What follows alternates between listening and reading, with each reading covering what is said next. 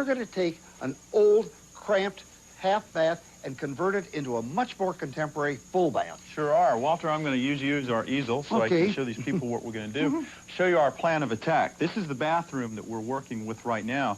And as you can see, it's only 3 feet by 5 feet, which is really barely enough space for our toilet and our sink.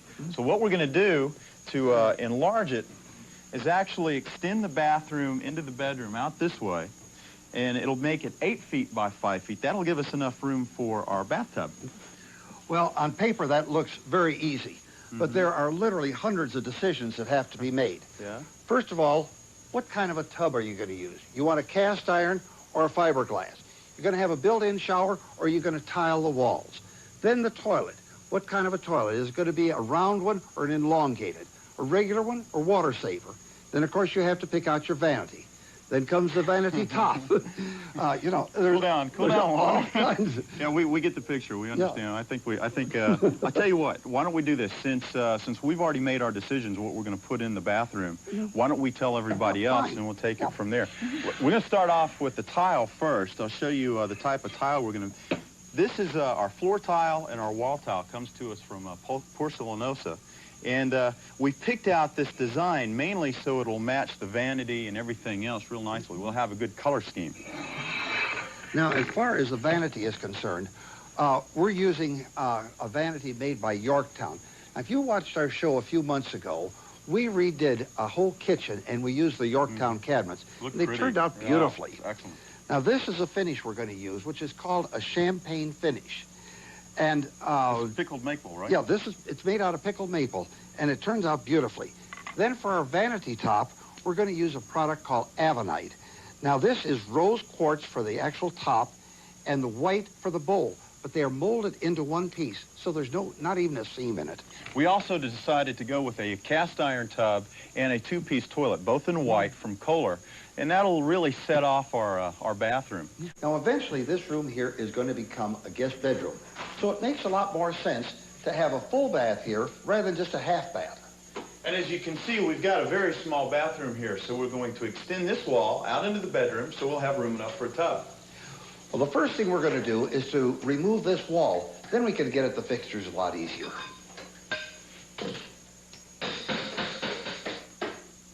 Removing the wall means we've got to remove the door casing and door jambs, and also the baseboards and any other moldings. Now, to know just how much wall we've got to remove, we'll stamp a chalk line and use it as a reference. Got it.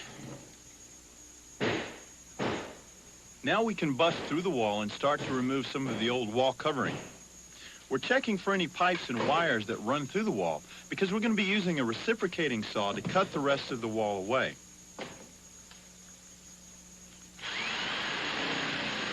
The reciprocating saw makes a really nice, clean cut, and it does the job very quickly, so it's perfect for a job like this.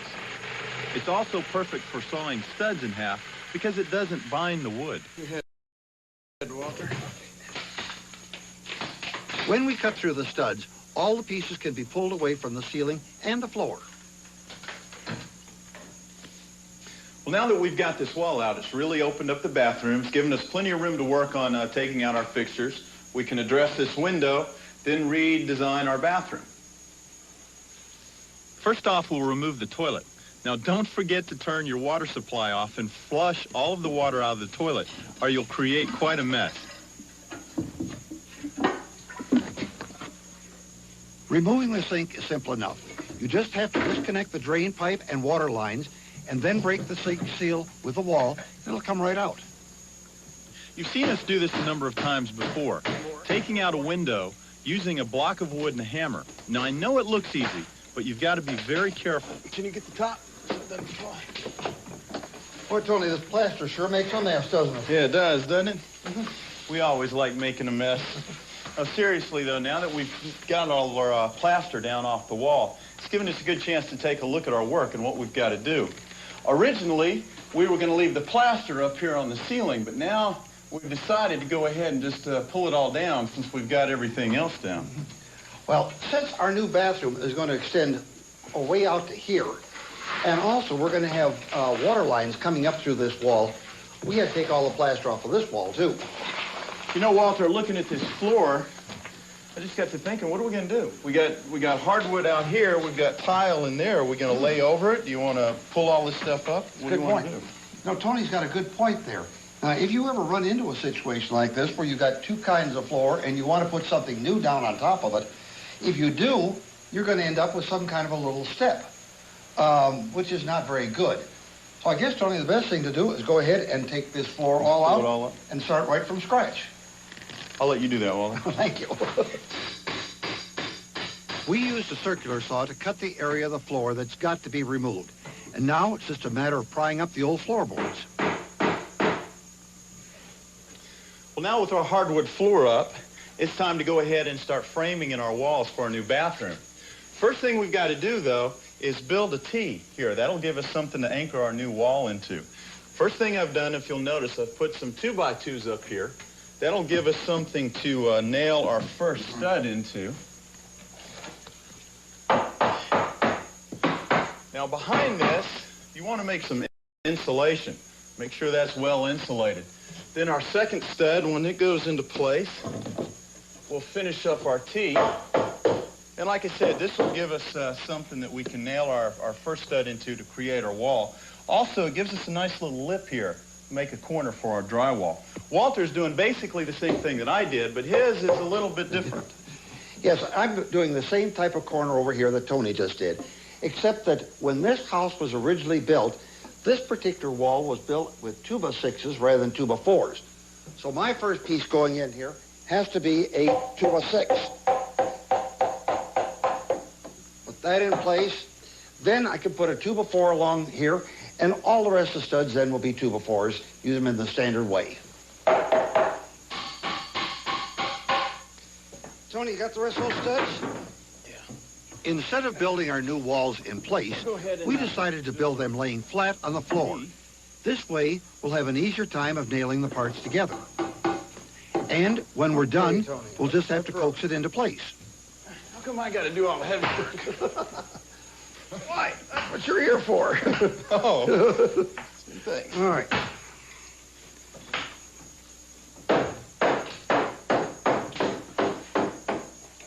Okay, how's that end?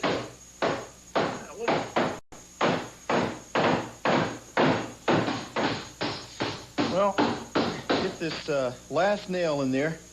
Now our wall is, our second wall is nice and secure with our first one by running some nails in there, toenail it in. One of the things that Walter did, which is really a good idea, is down here on our sole plate, this part of the sole plate has to be removed anyway for the threshold of our door. And if you'll notice, he passed through here, made a cut here, and again over here on the other side with a circular saw.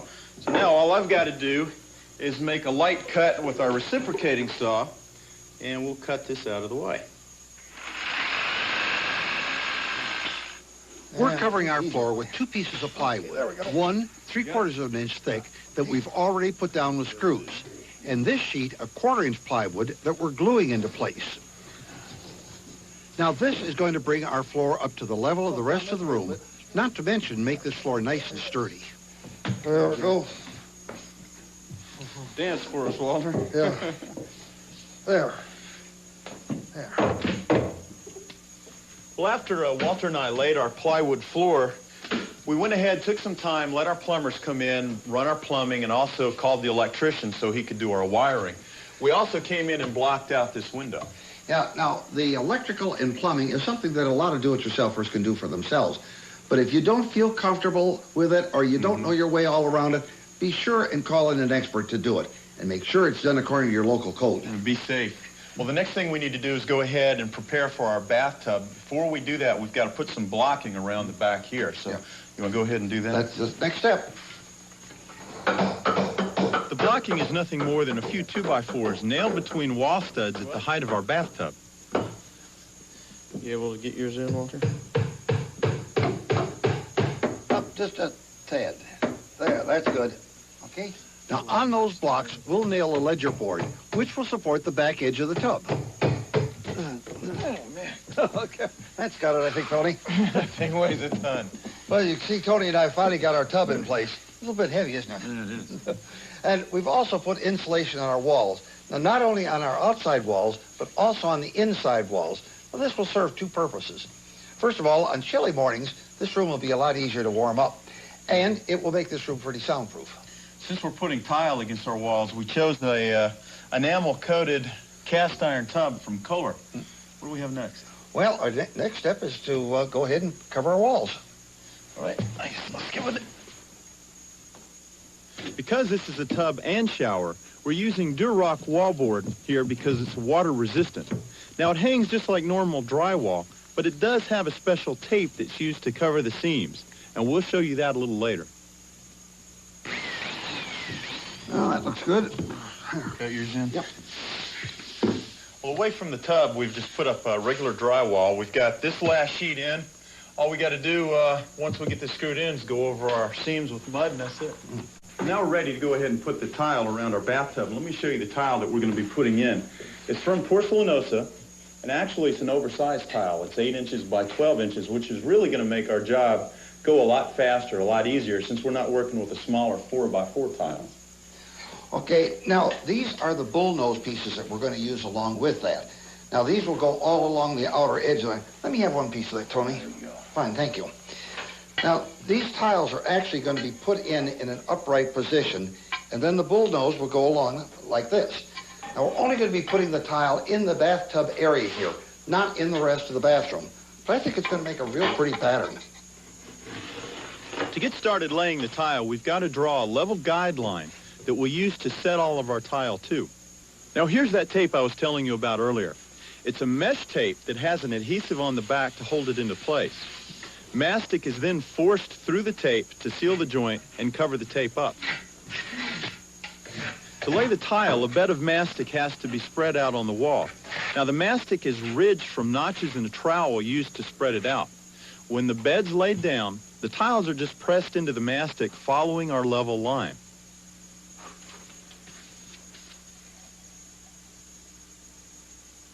Whenever we run into water pipes, we've got to nip out reliefs that'll fit around the pipe. You can also see we're using some old felt pieces to keep our grout lines. It's much easier to back butter mastic on the bullnose edges. This way you can get the mastic right where you need it.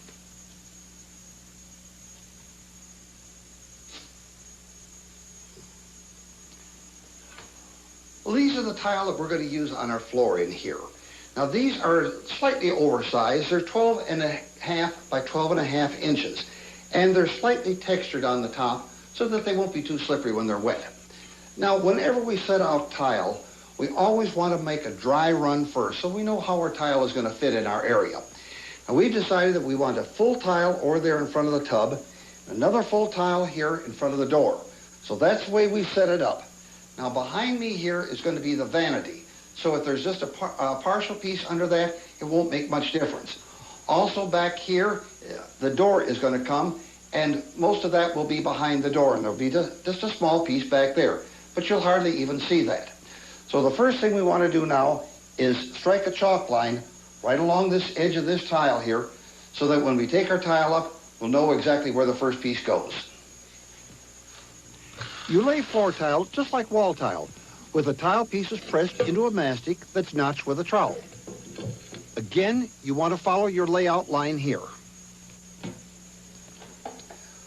Well, we've got all of our tile in, both on the floor and on the wall. Now I'm putting in the grout. After I get through with that, then we can go ahead and paint the walls and put in the rest of our fixtures. But let me show you how I'm putting on this grout. First of all, we're just using this rubber float. Now that's a rather hard rubber, but it's such that it won't scratch the tile. We just put our grout on the float here and then work it into the lines here, working it every which way to get it, each one of these lines thoroughly filled with the grout. And really, that's all there is to it. Then do the same thing on the wall. Now that the tile's done, we can start putting in our fixtures. There's a wax seal that goes on the bottom of the toilet. Don't forget to put it on. It seals the fixture to the pipe that's on the floor.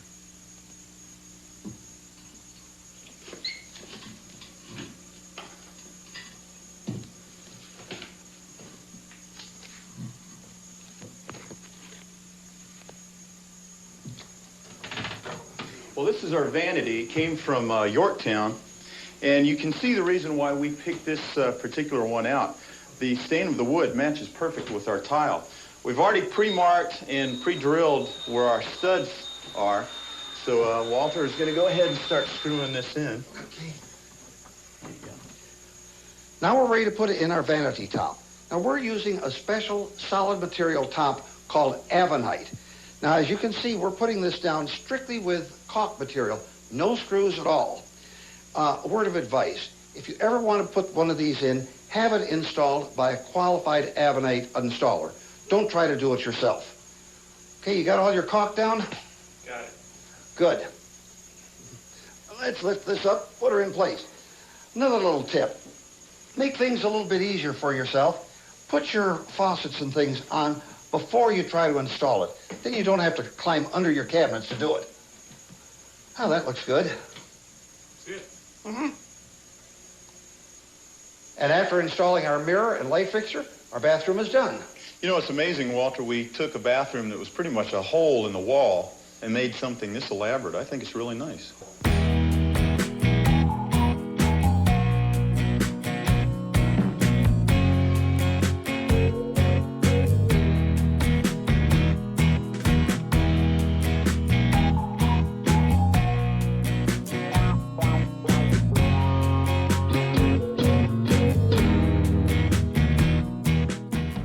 I hope you enjoyed this video. Don't forget to like, subscribe, share, and hit that notification icon for the latest videos as they are released. Thanks for watching and catch you in the next one. Ciao for now.